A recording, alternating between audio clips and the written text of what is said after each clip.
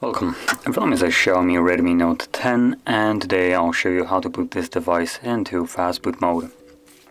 And to get started, you want to hold power key and from there select power off.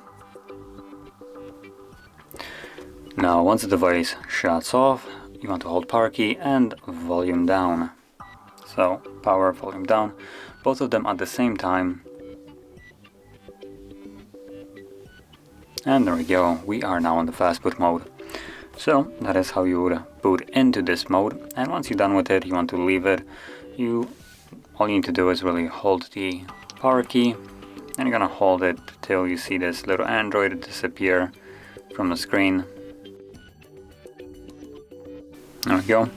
At which point you can let go, and the device should now boot back up normally.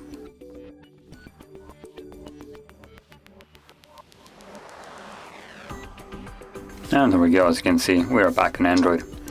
So, if you found this very helpful, don't forget to hit like, subscribe, and thanks for watching.